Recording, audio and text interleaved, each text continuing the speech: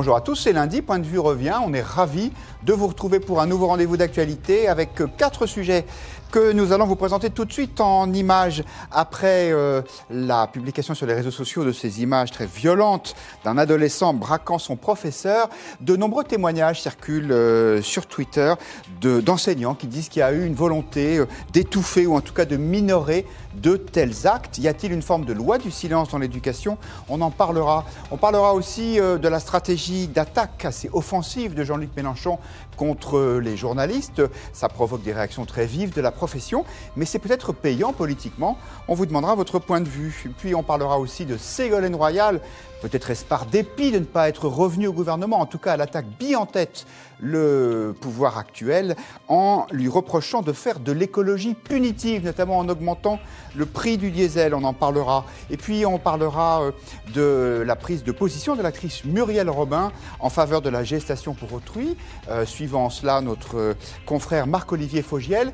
Quand les people prennent position dans le débat public, est-ce que ça influence l'opinion, voire même peut-être le législateur? On en parlera avec nos 4 invités. Bonsoir Anne Fulda, ravi de vous retrouver dans cette émission. Vous êtes grand reporter au Figaro, spécialisé dans la politique, mais pas que, puisque vous êtes aussi la responsable de tous les grands portraits du quotidien. Et vous êtes l'auteur d'un portrait, d'une biographie même de référence sur Emmanuel Macron, un jeune homme si parfait, aux éditions Plomb. Marin de Viré, là aussi, bonsoir. Vous êtes écrivain, critique littéraire, membre du comité de direction de la Revue des Deux Mondes, et votre dernier ouvrage, Un roi immédiatement, a été publié aux éditions Pierre-Guillaume Deroux. Richard Bouygues, bonsoir. Ravi de vous accueillir. Vous êtes expert à la Fondation Jean Jaurès, spécialisé notamment sur les sujets de sport et de société. Vous êtes d'ailleurs co-auteur du livre « Le foot va-t-il exploser ?» coédité aux éditions de l'Aube et de la Fondation Jean Jaurès. Et vous êtes par ailleurs premier adjoint socialiste à la mairie du 12e arrondissement de Paris. Et puis Erwan Lenon est là, bonsoir. Bonsoir. Merci d'être avec nous. Vous êtes consultant en stratégie, maître de conférences à Sciences Po, chroniqueur chez nos excellents confrères de l'Opinion. Et votre dernier livre, « La France des opportunités », toutes les bonnes nouvelles qu'on ne vous dit pas, a été publié aux Belles Lettres, c'est bien ça? Exactement. Et il n'y a pas eu de livre depuis, j'avais un doute. Pas encore, mais il y en a sûrement en préparation. Ah, bon, on n'en saura pas plus. On commence avec cette actualité lourde sur les violences à l'école. Vous avez certainement vu ces images qui datent de jeudi dernier où un adolescent de 15 ans tient en joue son professeur avec un pistolet dont on a appris par la suite qu'il était à air comprimé. Ça se passe au lycée Édouard Branly de Créteil et l'élève demande à sa prof de la noter présent sur la liste ad hoc. Après ces images, cette publication qui a fait l'objet de beaucoup de réactions politiques, y compris du chef de l'État, il y a un hashtag qui s'appelle #PasDeVague et sur lequel un grand nombre d'enseignants expliquent qu'eux aussi ont été confrontés à des situations de violence et qu'ils n'en ont pas fait état ou alors que leur hiérarchie a voulu étouffer ou en tout cas minorer ce genre d'événements. Anne Fulda, est-ce que vous croyez qu'il y a un souhait de l'éducation nationale peut-être de mettre un peu le couvercle sur ces problèmes de violence scolaire? Il paraît qu'il y a 400 incidents par jour donc, qui, eux, sont déclarés. Clairement, ça fait des années qu'on tente de minorer ce qui se passe dans certaines écoles. Il ne faut pas généraliser, effectivement, il faut pas dramatiser, mais il ne faut pas non plus ignorer ce qui se passe. Et clairement, on ne va pas revenir sans cesse sur ce livre qui n'était pas sur les violences de cet ordre-là, mais quand même ce fameux livre des territoires perdus de la République qui pointait déjà une forme de violence par l'antisémitisme, par la perte d'autorité des professeurs. Et finalement, ce qu'on voit là, c'est une autre expression d'une perte d'autorité qu'on constate un petit peu partout, c'est-à-dire et puis un renversement des hiérarchies, c'est-à-dire qu'on voit que la parole des adultes est totalement dévalorisée et la parole de celui qui représente l'autorité à l'école, c'est-à-dire le professeur, est aussi dévalorisée. Donc clairement, on a l'impression qu'il y a eu pendant des années un déni au sommet de l'État, une manière de refuser de voir ce qui se passait et probablement des consignes dans les écoles de minimiser, de minorer ce qui se passait vraiment. Sur ces images, Richard Bouygues, on voit ce professeur, alors peut-être qu'elle est en état de sidération, mais qui a l'air comme résignée devant ce qui se passe. Elle ne réagit pas. Mais c'est vrai que c'est l'autre image choc, je trouve, de cette séquence vidéo. Il y a à la fois celui qui braque cette arme factice contre la professeure, mais il y a la réaction de la professeure qui a été tout autant, je crois, commentée avec beaucoup d'analyses, mais c'est compliqué d'analyser sereinement et de l'analyser justement. Son avocat dit qu'elle est très traumatisée. Exactement. Est-ce qu'elle est très traumatisée? Est-ce que c'est quelque chose qui relève d'une espèce de fatalité, d'une habitude? On ne sait pas. On sait que dans cet établissement, en tout cas, ses collègues ont dit que ce n'était pas un établissement à problème dans lequel il y avait ce type de situation qui se produisait régulièrement. Moi, je trouve qu'on est dans un moment où il fallait bien évidemment qu'il y ait une réaction de la part du gouvernement. Jean-Michel Blanquer l'a fait, a dit qu'avec son collègue Christophe Castaner, il y aurait une action d'envergure, il y aurait un comité, je crois, stratégique qui se mettrait en place.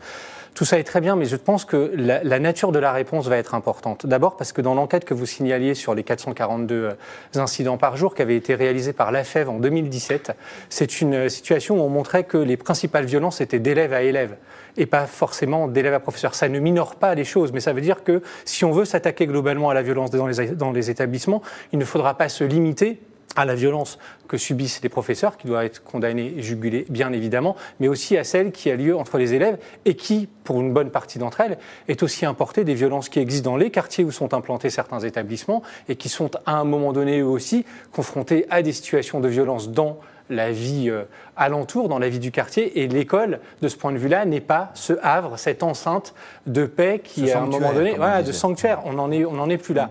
Moi, sur la vague qu'on a eu, le pas de vague, la vague d'émotions avec pas de vague, je pense qu'il faut voir, à l'intérieur, il y avait différents types de réactions. C'était des types de violences très diverses, mais on sentait bien qu'il y avait une volonté de la part des enseignants d'être mieux écoutés, mieux pris en compte.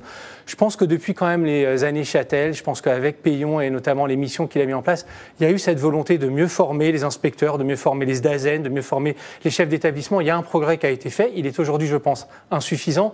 Mais dire qu'il n'y a pas eu une prise de conscience serait maladroite. Après, c'est comment se traduit cette prise de conscience qui, je crois, est aujourd'hui le phénomène qui est reproché par une partie de la communauté éducative et notamment par les parents d'élèves, la FCPE notamment, mais la PEP avait dit la même chose, s'inquiétait beaucoup des types de réponses qui étaient données de manière à ce que les faits divers ne dictent pas à chaque fois les lois ou en tout cas les décrets qui sortent au bon ou au mauvais moment. Même si dans les témoignages dont on vous passe quelques extraits là, sur Twitter, il y a des professeurs qui se plaignent aussi des parents qui sont parfois au moins aussi agressifs que les enfants. Marin de Viry, il y a une proposition du ministre de l'Éducation nationale, Jean-Michel Blanquer, d'interdire les téléphones portables aussi dans les lycées. C'est-à-dire qu'on sait que ça va être désormais le cas dans les collèges. C'est d'ailleurs la question du jour sur le Figaro.fr et vous êtes très majoritairement, de façon écrasante, favorable à cette interdiction. Parce que, dit le ministre, ces images postées sur les réseaux sociaux, ça fait partie du problème. Alors moi, je ne suis pas d'accord avec ça, mais c'est votre point de vue qui m'intéresse. C'est-à-dire que moi, je pense que ces vidéos sur les réseaux, c'est plus la conséquence de la violence que la cause. Ou alors c'est le reflet, c'est un symptôme, mais ça n'est pas l'origine. Mais c'est peut-être pas votre point de vue. Non, c'est pas mon point de vue parce que je pense qu'il ne faut pas négliger les phénomènes mimétiques, qui sont propres à la très jeune. Ces personnes qui sont très jeunes, qui ont entre 12 et 16 ans quand ils se mettent à basculer dans la violence. Point 1, donc les phénomènes mimétiques sont importants. D'imitation d'un modèle, et puis, je voudrais juste revenir sur la question de la chape de plomb qui règne sur les professeurs. J'ai lu il y a 15 ans un livre qui s'appelait « Portrait de professeur en territoire difficile » d'Émeric Patricot. Je ne sais pas si ça vous dit quelque chose. C'est vraiment un livre remarquable sur ça, sur le fait que tous les jours les professeurs étaient agressés verbalement, physiquement, etc. et que l'administration organisait en fait l'aveuglement du niveau hiérarchique supérieur, c'est-à-dire celui du rectorat et de l'éducation nationale. Et c'était absolument clair, le mécanisme était très très bien démonté. La deuxième chose que je voudrais dire là-dessus, c'est que le problème de ce garçon, c'est pas tellement le problème de l'éducation nationale, c'est le problème de sa famille. C'est le problème de sa famille. Il n'y a pas de pacte entre l'éducation nationale et la famille de ce garçon. S'il y en avait un, il ne se comporterait pas comme ça, d'une certaine façon. Et c'est là où, pour moi, ce que vous disiez tout à l'heure est très juste, mais fondamentalement, ce qui a fait réussir l'éducation nationale, contrairement à ce que disait d'ailleurs Castaner. Castaner a dit c'est le berceau de la République, l'éducation nationale, mais c'est pas vrai, c'est pas le berceau, c'est le creuset. C'est-à-dire c'est un deal ou un contrat entre la République et puis les familles. Parce que les familles mettaient leurs enfants à l'éducation nationale avec tout un tas de perspectives positives pour leurs enfants. Aujourd'hui, c'est plus le cas, parce que les familles ne mettent plus leurs enfants dans ces écoles avec des perspectives positives pour eux. Donc le problème, c'est la famille de ce garçon. Lui-même, évidemment, il en subira les conséquences, c'est bien normal. Mais c'est surtout sur ce travail-là qu'il faudrait faire. Voilà. Non, il y a une responsabilité des familles. Certains disent, par exemple, il faut supprimer les allocations familiales des familles dont les enfants se comportent mal? Non, je crois qu'effectivement, il y a une responsabilité des familles. Je suis d'accord avec ce que vous avez dit. Il y a aussi une responsabilité de l'éducation nationale. Jean-Michel Blanquer, quand il a été recteur de l'Académie de Créteil, je ne me trompe pas, avait mis en place un dispositif qui s'appelait la mallette des parents, je crois. Et donc, ils avaient fait des rendez-vous. Un revolver dedans, non? Non, c'était des rendez-vous. Pardon, c'est pas en fait, drôle. ils associaient les parents à la scolarité de leurs enfants collégiens, avec des réunions régulières, une forme de contrat, pour le coup très explicite, et ça avait des effets immédiats alors c'était sur l'absentéisme des enfants. On n'était pas sur des cas d'une telle violence, mais sur l'implication des parents dans la vie scolaire. Moi, je suis pas très favorable à la suppression des allocations, à des sanctions sur les parents, des amendes, pourquoi pas, la suppression des allocations, je ne sais pas si c'est la bonne solution. Après, il y a effectivement une énorme responsabilité de l'éducation nationale, énorme. Moi, j'ai eu pendant 10 ans, j'ai créé une association qui coachait des lycéens de ZEP pour se préparer au concours de Sciences Po. Donc, des talents formidables. On a fait rentrer 150 gamins à Sciences Po en 10 ans. Je vais passer la main maintenant, mais il y a 10 et 5 ans, quand je m'en occupais, on voyait les établissements d'Île-de-France. D'abord, ils sont, comme vous le disiez, extrêmement différents. C'est pas parce que le lycée est en ZEP qu'il est nécessairement difficile. Il y a des difficultés sociales, mais il n'est pas nécessairement violent. Et puis il n'y a pas les lycées en ZEP. Non, mais l'équivalent, c'est-à-dire, vous voyez ce que je veux dire, les quartiers difficiles. Il y a une très grande diversité. Après, vous avez des établissements où il y a des chefs d'établissement qui assument leurs responsabilités et d'autres où ils ne le font pas. Vous avez des établissements, j'ai vu des établissements pendant les manifs contre les retraites 2003, quand les lycéens étaient extrêmement mobilisés par un sujet qui les touchait directement. Et ils avaient donc fait dans un lycée que je connais bien, fait des manifestations hyper violentes. Lancer des extincteurs sur leurs camarades depuis les étages, etc.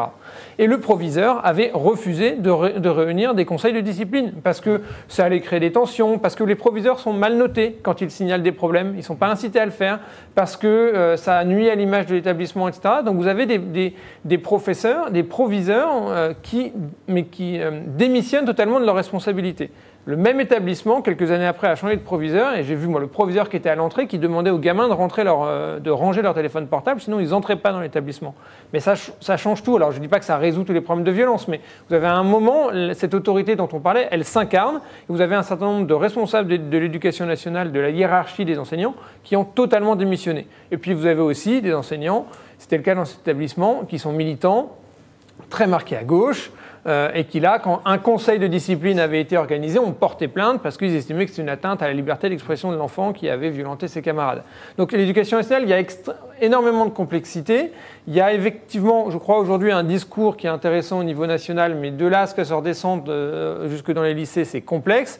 Et après, pour dernier point, je suis assez modérément convaincu par les annonces, les déclarations du gouvernement. Je trouve que c'est typique de la pauvreté du débat public. On a un événement sur les réseaux sociaux, on réagit et on annonce un grand plan. Le sujet, c'est pas un grand plan. Là. On va créer une commission et on va faire un livre blanc. Surtout, il y a de quoi entretenir certaines confusions quand on voit ce flux d'images des réseaux sociaux, je le dis juste rapidement, où on voit, il y a un gamin qui fait un doigt d'honneur. Il y a une semaine, ce qui tournait, c'était 2 autres grands gamins qui faisaient un doigt d'honneur autour du président de la République.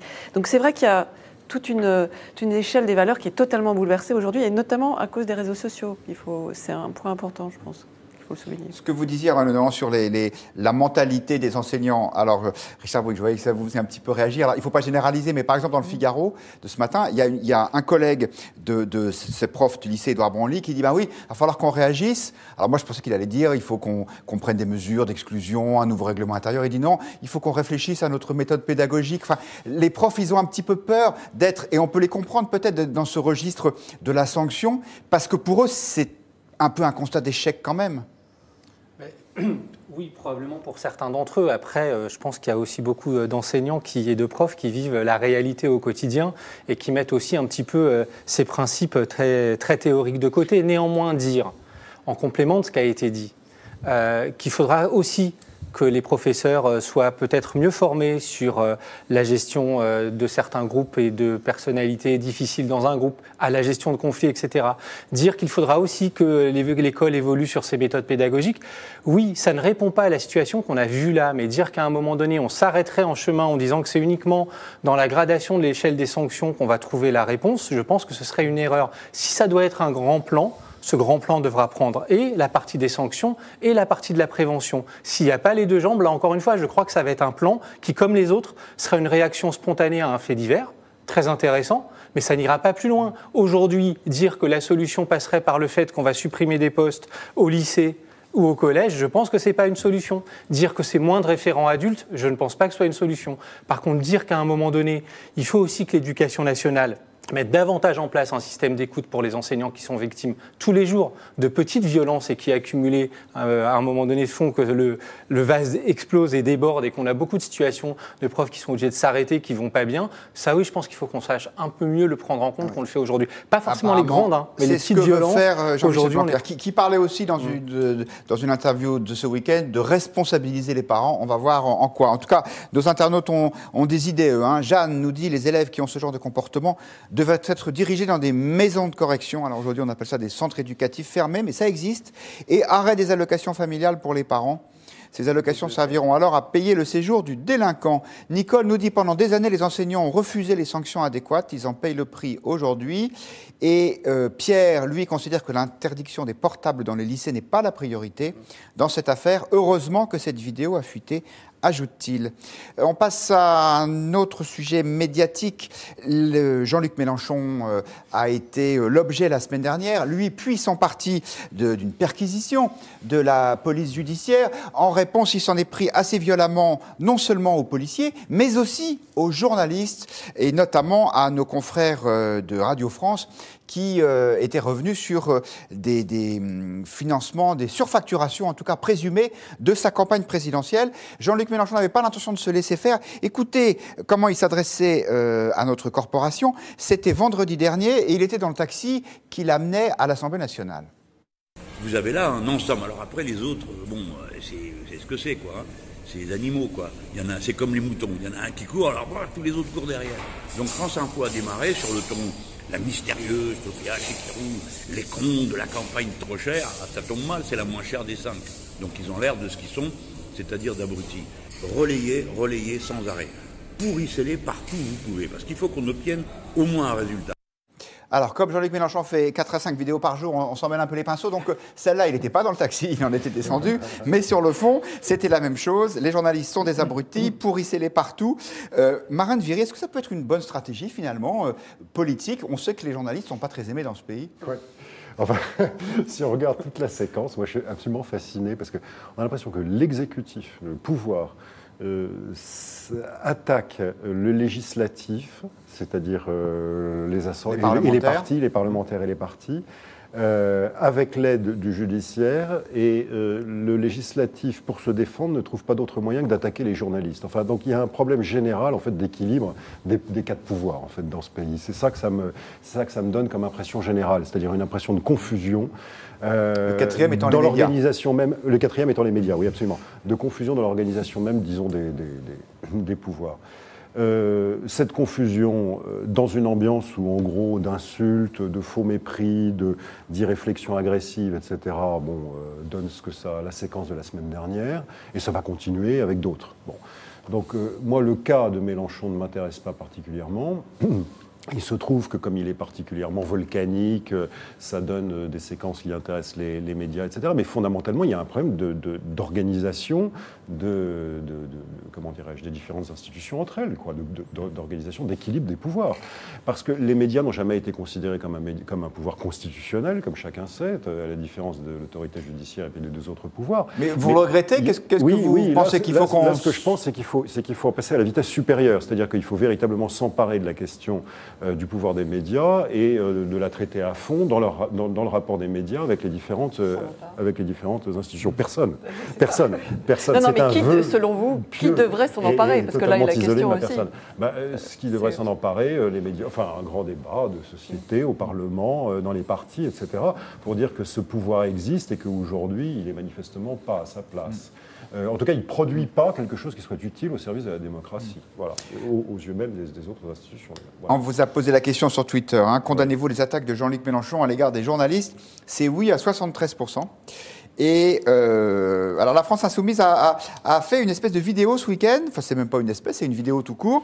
Alors ça ressemble un peu au mur des cons peut-être du syndicat de la magistrature. En tout cas, ça pointe un certain nombre de confrères qui ont eu la malheureuse idée de s'en prendre au parti. Regardez. En termes vulgaires, ça ressemble à un pétage de plomb. On est abasourdi, Bruno Jeudi, en voyant ces images. Je suis sans voix. Je sais pas quoi dire. Quand même, quel comportement. Il exagère, il est dans l'excès, il est dans l'outrance. C'est inédit, je pense. C'est totalement... À un tel niveau. C'est proprement stupéfiant ce qu'on voit. On est monté d'un cran, parce que là, c'est d'une violence. Ça a été vraiment physique, ça a été parfois du corps à corps.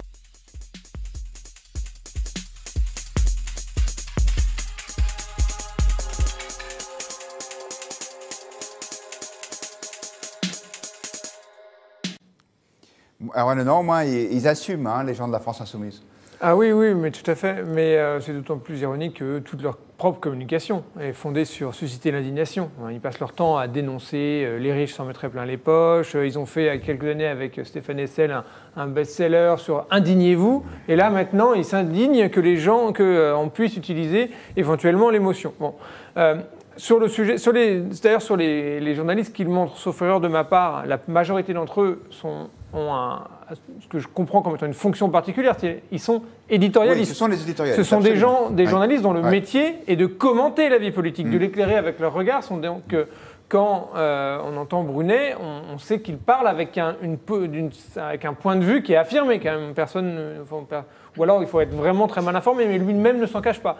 Donc je pense ils ont fait un choix spécifique. C'est pas les journalistes qui ont le métier d'information et qui informent. Après, est-ce que les journalistes ont des biais dans leur façon de travailler, leur façon de faire? Est-ce qu'on leur reproche régulièrement manque de diversité idéologique? Ça, oui, mais c'est un autre sujet qui, pour moi, ne justifie pas le comportement de Jean-Luc Mélenchon. Je suis pas complètement d'accord avec vous, c'est-à-dire je ne suis pas convaincu qu'il y a un problème, que ça renvoie à un problème d'équilibre des pouvoirs. Et moi, je m'intéresse à la personne de Jean-Luc Mélenchon, parce que c'est quand même quelqu'un qui a quelques centaines de milliers de voix près, alors il se voyait président de la République, mais aurait pu être au second tour de l'élection présidentielle, représente une force politique qui est très importante, et on a là quand même un comportement, outre l'excès, qui est quand même extrêmement inquiétant sur sa vision de la démocratie. Il y a une phrase de Stendhal qui est dans la Chartreuse de Parme, son exagération le porta naturellement à la tête de son parti. Je crois que c'est magnifique. Ouais. Anne Fulda, la France Insoumise ne s'en prend pas seulement aux éditorialistes, elle reproche aussi à des journalistes des points assez précis. Par exemple, les gens de Mediapart ont fait état des relations personnelles qui existaient entre Sophia Chikirou et Jean-Luc Mélenchon. Sophia Chikirou qui était chez Jean-Luc Mélenchon tôt le matin quand les policiers sont arrivés chez lui.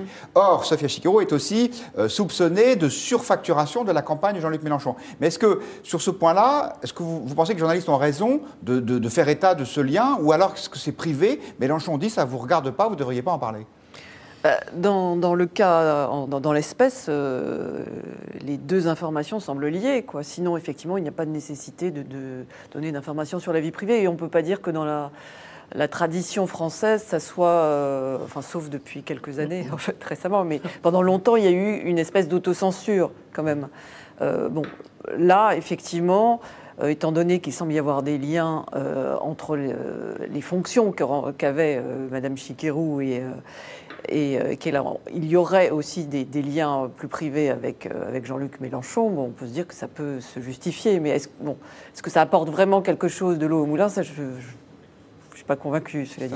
Mais ce qui est plus intéressant, je trouve, c'est le vocabulaire qu'utilise Mélenchon. Il dit « pourrissez-les ». Enfin, il est toujours sur la rengaine de... c'est la rengaine de tous pourris, quoi. C'est les médias, la justice, les flics, tout le monde est... Donc c'est quand même un vocabulaire assez dangereux, surtout que, comme c'est quelqu'un d'intelligent, Mélenchon, il pointe aussi quelques faits qui ne sont pas toujours faux. Par exemple, quand il parle des médias qui sont parfois moutonniers, c'est vrai qu'il y a parfois des médias qui sont moutonniers. C'est-à-dire qu'il mêle dans une espèce de magma virulent et coléreux quelques vérités. C'est ça qui est dangereux chez lui. Quant au fait de s'en prendre aux médias, c'est vrai que quand les temps sont mauvais, c'est un peu quelque chose de facile. C'est pas le seul à le faire. Pendant la présidentielle, il y a Marine Le Pen l'a fait, François Fillon l'a fait, et aujourd'hui encore, il y a peu de temps, Emmanuel Macron l'a fait aussi, au moment de l'affaire Benalla. Alors, il n'y a pas qu'en France que les responsables politiques s'en prennent aux médias. Ça peut être payant, puisque je crois qu'à part les politiciens, les journalistes font partie des corporations les plus détestées des Français. On voudrait vous montrer cette image, cet extrait. C'est un discours, un meeting de Donald Trump.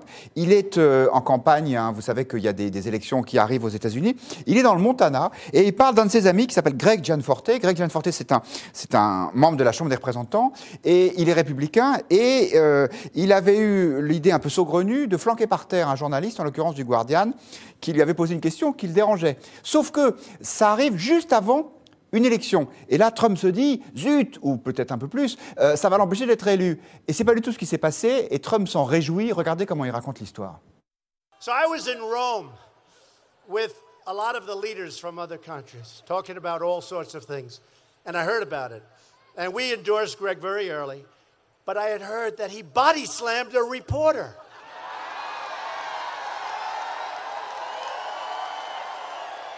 And he was way up. And he was way up, and I said, oh, this was like the day of the election or just before. And I said, oh, this is terrible. He's going to lose the election. Then I said, well, wait a minute. I know Montana pretty well. I think it might help him. And it did. Richard Bouygues, ovation du public quand il raconte que son ami Greg Gianforte a flanqué le journaliste par terre. C'est des trucs qui ne pourraient pas arriver en France, ça, ce genre de scène? Je ne sais pas, tel que c'est quand même mis en scène par Trump, je ne pense pas. Ce sont des militants, on précise, c'est un meeting républicain. Oui, justement, enfin, je pense on est aussi dans le meeting, on est avec Trump qui adore ce genre de mise en scène, et on voit bien aussi toute la réécriture de l'histoire, parce que finalement, c'est peut-être pas exactement ce qui s'est passé, ce qu'il est en train de nous raconter, ça n'a peut-être pas coûté suffisamment cher au candidat républicain pour que finalement il soit élu, mais on ne sait pas si cette image-là ne va pas lui coller à la peau à un moment donné. Donc il y a une mise en scène de Trump, une réécriture, et qui correspond à la base militante des républicains aujourd'hui, qui est effectivement, mais depuis des mois, très encouragée à s'en prendre à la presse. Et c'est aussi la base militante de la France insoumise, vous croyez? Je ne sais pas. Ce que je sais, c'est qu'on a quand même des témoignages, Ariane Chemin l'avait dit récemment, où on montre que tout ça est finalement une stratégie qui a été mise au point. Et moi, ce que je remarque dans ces images qu'on a eues depuis quelques jours, c'est que finalement, Jean-Luc Mélenchon, très intelligent, effectivement, a mis en scène tout ça. Il fait un Facebook Live de sa perquisition. Imaginez si François Fillon avait fait quelque chose de ce genre-là, ou si le Modem avait fait quelque chose de ce genre-là au moment où ils ont été, eux aussi, ils ont eu à subir des perquisitions. Non, là, il met en scène quelque chose. Et cette mise en scène-là, en fait, est faite pour à la fois galvaniser les troupes, et en même temps, je pense qu'elle le met malheureusement sur une stratégie électorale complètement abracadabrantesque pour le coup, parce que je pense qu'il gagne en statut de leader de la France insoumise, mais en termes de présidentiable, je pense qu'il y perd beaucoup. Mais c'est une stratégie, je pense que c'est voulu, c'est entretenu depuis plusieurs jours. Il y a cette volonté, alors en plus, qui est paradoxale, qui est que la classe politique, on sait, n'est pas très considérée de la part des Français, que les journalistes ne le sont pas davantage ou très peu plus. Donc, bon, bref, tout ça pour dire que c'est un petit peu un jeu qui est étonnant, et ça vient en même temps, et ça vient, il faut le dire quand même aujourd'hui, dans un contexte où les partis politiques ont, via les réseaux sociaux, des moyens de s'adresser au public qui ne sont pas les canaux habituels, et où certains ont créé leur propre chaîne de médias. Et donc, je pense que Jean-Luc Mélenchon peut s'affranchir d'autant plus. La France insoumise, d'ailleurs, assez en avance là-dessus. Marin de Viry. C'est intéressant parce que c'est à la fois, il a pris à la fois une posture de victime et en même temps, il a fait l'éloge de la violence politique. Les deux à la fois. Bon, la posture de victime, ça aurait pu fonctionner, mais dans son système, il faut aussi qu'il y ait un volet, si je peux dire, offensif. Et ce volet offensif, c'est la violence politique. Et je suis totalement, enfin, l'apologie de la violence politique même.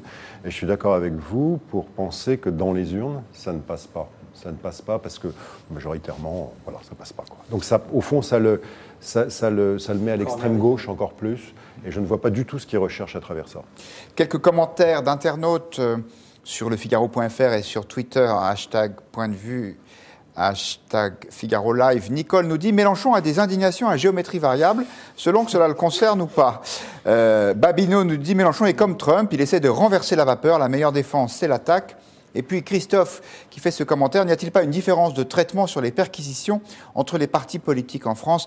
Peut-être Christophe, faites-vous allusion à une remarque faite par Laurent Wauquiez dans une interview donnée hier à nos confrères du Parisien. Laurent Wauquiez expliquant que presque tous les partis ont eu des enquêtes sur le financement de leur campagne présidentielle, sauf Emmanuel Macron, alors même qu'il y avait eu des signalements en ce sens de la commission ad hoc. On reste dans la sphère politique française pour s'intéresser quelques instants à cette déclaration de Ségolène Royal, l'ancienne ministre de l'écologie, était ce matin l'invitée de nos confrères de RTL et elle a cogné assez fort, voire même très fort sur le gouvernement. Regardez. Quand du jour au lendemain, vous mettez plus 4 centimes sur l'essence et plus 7 centimes sur le litre de diesel, c'est énorme. Est-ce que du jour au lendemain, les automobilistes peuvent vendre leur voiture pour acheter une voiture électrique ou une voiture hybride? La réponse est non. Il a cassé tous les leviers positifs de l'écologie positive et aujourd'hui, il cherche à justifier une hausse fiscale, un matraquage fiscal par l'écologie et ce n'est pas honnête.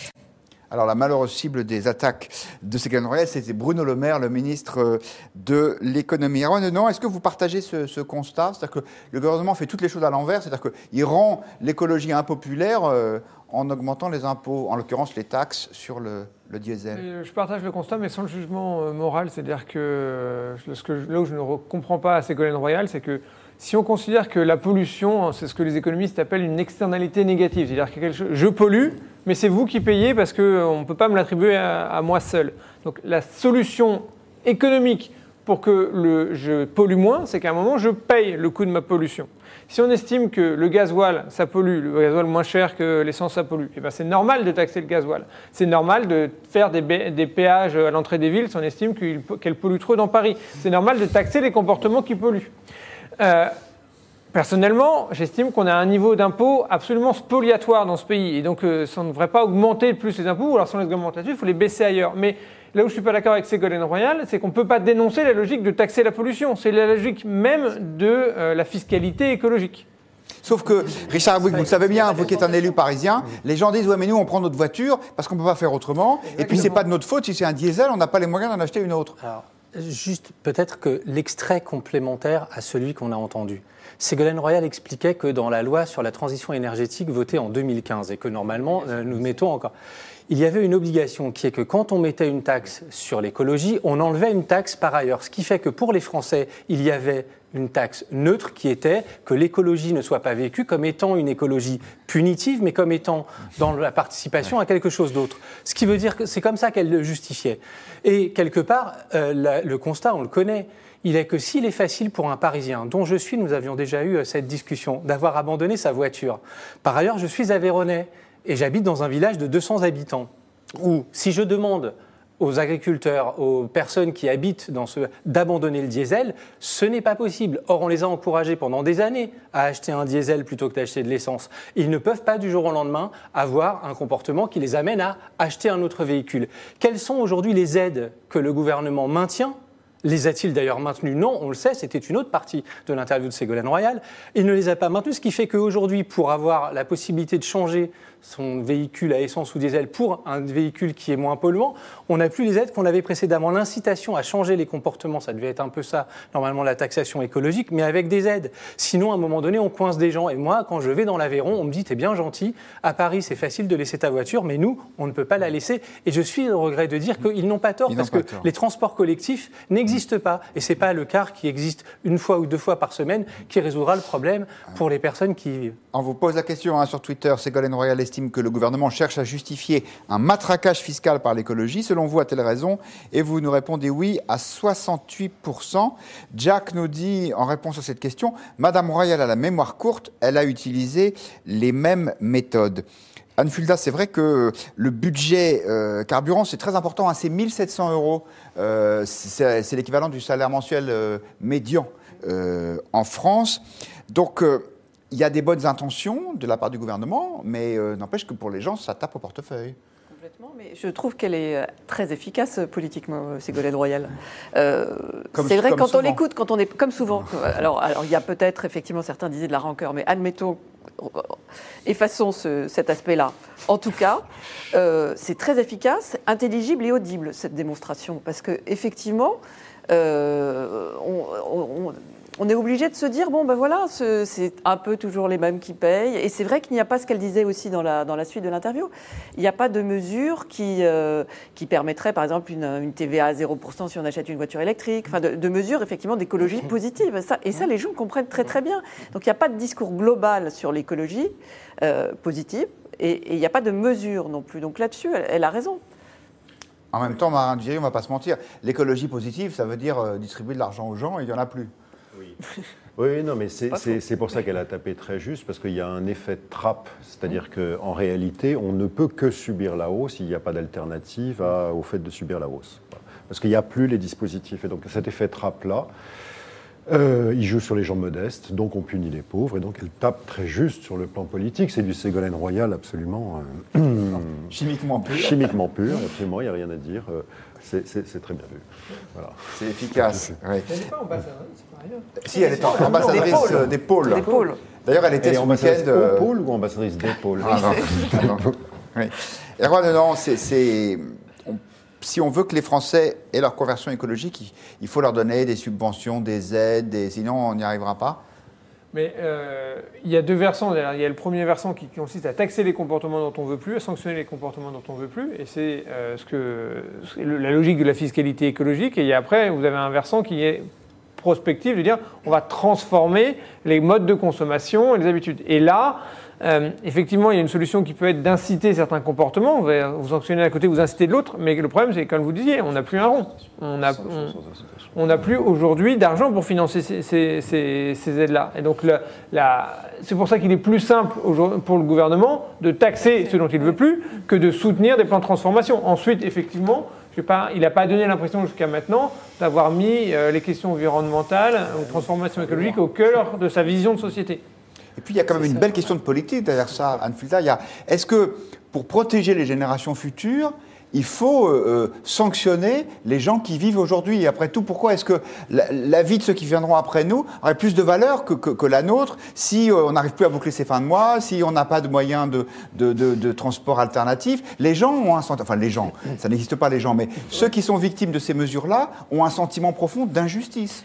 Oui, mais c'est vrai c'est très difficile d'avoir des mesures générales. Effectivement, il faut penser aux conducteurs qui habitent dans l'Aveyron, en Dordogne, en Auvergne, comment il fait, quoi. Donc, on est obligé de prendre en considération tout ça. Mais ce qui manque, je trouve, au-delà de la difficulté, c'est que c'est vrai qu'on a des grandes déclarations du type de celle qu'avait faite Chirac. Tout est en train de brûler, la planète brûle et nous regardons ailleurs. On a des vidéos après l'accord de Paris, notamment de celle comme avait fait Macron à l'adresse de Trump, mais on n'a pas globalement un discours responsabilisant. C'est-à-dire, je trouve que c'est étonnant. On avait pourtant Nicolas Hulot qui était censé être le représentant de l'écologie, mais on n'a pas eu un discours qui mette vraiment les choses à plat et qui dise à tout le monde, ben voilà, on en est là et maintenant, c'est à chacun de faire des efforts. C'est comme ça, on n'a plus le choix. Alors moi, j'ai une hypothèse que je vous soumets, c'est qu'en fait, les gens n'y croient pas. C'est-à-dire qu'ils disent, oui, bien sûr, il y a un problème, mais ils ne se sentent pas coupables quand ils prennent leur voiture. Et en fait, ils n'ont pas un sentiment d'inquiétude ou d'urgence suffisant pour modifier leur comportement. Mais peut-être que je me trompe. Pardon, on est dans une société française, vous avez des bouquins qui ont été créés sur la société de défiance, où on a l'impression que si on fait un effort, on est dans une société de resquilleurs. Et donc, si je suis le seul à faire... C'est même pas que je ne crois pas au réchauffement climatique, c'est que si je fais des efforts, de toute façon, tous les autres trichent. Donc pourquoi est-ce que moi je le ferais? Je vais attendre que les autres s'y mettent, et puis comme personne ne s'y met, au final, rien ne bouge. Mais il y a une défiance profonde des Français les uns vis-à-vis des autres, au-delà des questions environnementales, qui fait qu'ils ne sont pas spontanément encouragés à se responsabiliser. Et comme pour illustrer ce que vous venez de dire, on a un commentaire de Nicole qui nous dit sur les réseaux sociaux, on tape sur les voitures, mais pas sur les avions. Exactement. Les porte-conteneurs ou les paquebots de croisière géants qui polluent un max. Exactement, le kérosène n'est toujours pas taxé. Enfin, je veux dire, quand à un moment donné, on fait une augmentation sur la taxe qui sont celles du diesel ou de l'essence pour les personnes, c'est très bien. Mais le kérosène, aujourd'hui, pourquoi il échappe? Pourquoi le kérosène n'était pas compris dans les accords de Paris? Pourquoi, à un moment donné, quand on n'y croit plus, c'est qu'à un moment donné, on a aussi la sensation du deux poids, deux mesures. Les plus gros pollueurs aujourd'hui, ce sont notamment les avions, et c'est ceux qui échappent à une taxation qui pourrait être punitive ou positive, on verra le terme, mais en tout cas qui échappent à une taxation quand on a des personnes qui, elles, tous les jours vont être taxées pour aller chercher de l'essence, alors même que pour certaines, elles y sont contraintes pour pouvoir juste aller bosser le matin. Donc oui, il y a un deux poids, deux mesures qui encourage cette espèce de défiance et l'air de dire, mais à un moment donné, pourquoi toujours les mêmes seraient amenés à être les responsables et à devoir taxer? Non, après Stendhal, j'avais envie de citer Céline. Il disait presque tous les plaisirs des pauvres sont interdits. Et c'est vrai, dans cette affaire d'écologie, on a l'impression que, ce sont les plus modestes qui vont payer le plus, de fait. Hein. Et ce n'est pas les grands industriels qui vont profiter largement. Ce ne sont pas les classes qui ont accès aux loisirs qui vont en profiter largement, etc., etc. Bien sûr. D'ailleurs, on taxe Donc beaucoup. elle a très bien ciblé, comme d'habitude. On taxe beaucoup, par exemple, le tabac, et on sait qu'aujourd'hui, le tabac est plus, enfin, il y a plus de fumeurs dans les catégories populaires que dans les autres. Alors, un dernier commentaire de Sich qui nous dit « Soyons sérieux, c'est pas grave, il n'y a qu'à faire 50 km en vélo matin et soir pour aller au boulot. » On passe à un autre sujet. Le gouvernement, dans le cadre de la révision des lois de bioéthique, a prévu d'instaurer la procréation médicalement assistée pour les couples de femmes ou pour les femmes seules. En revanche, Emmanuel Macron l'a dit et répété, il n'est pas question d'autoriser en France la gestation pour autrui, c'est-à-dire les mères porteuses. Mais il y a des personnalités médiatiques qui font campagne pour la GPA. C'est le cas notamment de Marc-Olivier Fogiel, notre confrère d'RTL, qui a écrit un livre sur ce sujet pour raconter son expérience personnelle.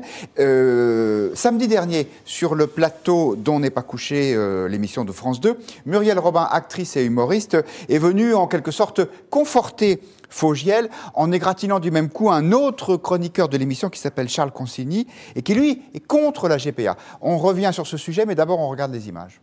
Mais je trouve que c'est formidable d'être à l'aube, je crois, de quelque chose qui... c'est parti, la machine est lancée. Et éthique, pas éthique, parfois, malheureusement. Ton livre m'a beaucoup éclairé, parce que je me dis, tiens, donc il y a des femmes, je ne dis pas que j'ai raison, hein, tiens, il y a des femmes, c'est peut-être possible. Tout d'un coup, on dit, tiens, c'est vrai, si on pense en Afrique, un enfant qui arrive, il est l'enfant de tout le monde. Parce que c'est pour ça ce que je voulais dire, simplement. Et après, je vous laisserai la parole jusqu'au bout, de vous dire, l'arrogance, ça me fait marrer, finalement. Voilà, l'arrogance, c'était pour Charles Consigny. Marin de Viry, c'est étonnant parce que ce discours-là, il se développe, il se déroule presque naturellement, alors même qu'on pensait qu'il y avait un consensus contre les mères porteuses. Comme si la force de ces personnalités ou leur aura était supérieure à ça. Oui, quand on lit même le rapport du Conseil d'éthique national, ils excluent totalement la GPA, mais c'est pour mieux dire que bon, la PMA c'est formidable. Effectivement, on pensait que c'était exclu. Moi, ce que j'en pense simplement, c'est qu'ils sont pas qualifiés, quoi. Ils sont pas qualifiés pour ouvrir un débat démocratique. Ils sont pas qualifiés pour parler de sujets qui sont des sujets anthropologiquement quand même très lourds, puisqu'il s'agit de la dispersion, si je puis dire, de la reproduction. Du fait que l'enfant ne naît pas d'un père et d'une mère, que, comme elle dit, et je suis frappé qu'elle convoque l'anthropologie africaine là-dessus, qu'elle dise un enfant en Afrique qui naît, c'est l'enfant de toute la communauté, donc pourquoi pas de deux femmes, ou pourquoi pas de deux hommes, ou pourquoi pas d'une communauté, parce que tout est permis avec la GPA, il n'y a pas de... Quand vous dites qu'ils ne sont pas qualifiés, Marc-Olivier Fogiel parle de son expérience personnelle, puisqu'il est lui-même homosexuel marié, et il a deux petites filles nées de mères porteuses. Très bien, et il va donc raconter que c'est le bonheur et que c'est super, etc. Et on connaît tous des gens qui ont ce genre d'expérience et c'est pas un problème. Le problème, il est politique. La question, c'est de savoir quelle est la règle. Est-ce qu'on accepte cette idée que des enfants soient faits à l'extérieur, complètement à l'extérieur de ceux qui vont ensuite devenir leurs parents au sens social du terme. Et cette règle-là, elle ne peut pas se discuter dans Paris Match. Enfin, je veux dire, où est la qualification de Paris Match ? Où est la qualification de Paris Match ? Où est la qualification de Fogiel ? Où est la qualification de celle de Muriel Robin ? D'une certaine façon, pour qui se prennent-ils ? C'est ça qui me fascine. Pour qui se prennent-ils du point de vue de leur expertise, de leur rapport au débat et de, comment dirais-je, leur capacité à intervenir sur quelque chose d'aussi important, d'aussi grave et qui concerne l'ensemble de la société et même ses fondements anthropologiques. Enfin, je veux dire, voilà, on parle de Fogiel et de Muriel Robin. On parle pas de, voilà, on parle de gens qui sont sympathiques, mais qui n'ont pas forcément des idées très approfondies sur le sujet. Sauf Anne Fulda que ce sont des personnalités extrêmement populaires et donc dont la voix compte. Et alors, effectivement, ils ne font pas la loi, comme vous intitulez le sujet. Il n'est pas question qu'ils fassent la loi. En revanche, ils sont écoutés. Quand je dis la loi, c'est la loi médiatique. Voilà, ça que mais ils sont écoutés par ceux qui font la loi. Et ils sont écoutés par les responsables politiques. Parce qu'effectivement, ils ont une certaine popularité. Ils représentent, dans une certaine mesure, l'air du temps. Donc, dans une certaine mesure. L'air du temps. Donc, donc, ils sont quand même écoutés. Alors après, c'est pas eux qui vont influencer, mais c'est vrai que lorsqu'on voit, voilà, Marc-Olivier Fogiel, il a eu accès, grâce à son livre, c'est vrai qu'il a la une de Paris Match, il a TF1, il a fondé tous les grands médias. Donc, obligatoirement, au bout d'un moment, ça infuse quand même dans la société. Ça peut aussi créer des réactions contraires, mais ça peut aussi créer de l'empathie, de la compréhension. Donc, il faut voir qu'il y a 30 ans, par exemple, on ne voyait pas non plus de couple homosexuel dans les séries télé. Enfin, c'est de cet ordre-là. C'est la société qui bouge, et de temps en temps, la société bouge avant les lois. Alors, ça ne veut pas dire que c'est eux qui sont légitimes pour la faire bouger, mais ils peuvent participer à la faire bouger. Richard Bouygues, vous pensez qu'il y a une forme de stratégie, c'est-à-dire que, par exemple, on peut penser que Fogiel sort son livre au moment où il y a la discussion de la loi sur la PMA, parce que lui est favorable à ce qu'on aille encore plus loin. Bon, d'abord, le débat sur la PMA est régulièrement repoussé, donc je veux dire, il ne l'a peut-être pas non plus calculé exclusivement là-dessus. En tout cas, je ne sais pas ses motivations par rapport à ça. Moi, ce que ça me donne comme impression, c'est que on a un peu interdit le débat sur la GPA, et je pense qu'on est dans une société aujourd'hui où on ne peut plus bannir a priori un débat. Ça doit être quelque chose qui est conclusif et pas introductif. C'est-à-dire qu'aujourd'hui, on a dit la GPA non, mais sans aller dans le débat lui-même. Et je pense que quand on fait ça aujourd'hui, cette société ne tient pas sur cette valeur et en gros, c'est tabou. Si à un moment donné, il n'y a pas de démonstration, s'il n'y a pas d'affirmation, s'il n'y a pas d'argument. Or, aujourd'hui, le risque de ne pas avoir fait le débat, de ne pas l'avoir porté, avec les difficultés qu'il y a. Parce qu'il y a le débat théorique, mais il y a aussi le sort, par exemple, des enfants qui sont nés de GPA et qui existent et qui sont bien là aujourd'hui. C'est une vraie question et qui mérite aussi d'être posée, peut-être dans d'autres termes d'ailleurs que celle de certaines émissions télé. Mais est-ce que finalement, à interdire un débat, on ne s'est pas donné aussi à un moment donné les moyens, entre guillemets, d'avoir des faux débats, d'avoir des débats qui sont mal posés et qui sont portés par des personnes qui, certes, ont un rapport personnel avec le sujet, mais qui ne le posent pas avec la distance qu'aurait mérité ce débat. On l'a eu déjà, ce sentiment, on l'a eu au moment du Pacs, on nous a dit non, mais pas de mariage, vous savez, ce ne sera pas possible. Au moment du mariage pour tous et de l'adoption, on a dit oh, surtout pas la PMA. Finalement, la PMA, on va avoir le débat et ça va faire un espèce... Et là, tout d'un coup, il y a la GPA et je pense que interdire le débat, à un moment donné, nous a mis dans une situation compliquée parce que je pense que la société a besoin à un moment donné qu'on n'arrive pas simplement sur il y a un tabou, mais plutôt il y a une démonstration et on arrive au final à dire qu'on est sur ce débat. Moi, j'ai vraiment cette sensation qu'aujourd'hui, ceux qui portent le débat le portent parce qu'il n'est pas posé ailleurs de manière sérieuse.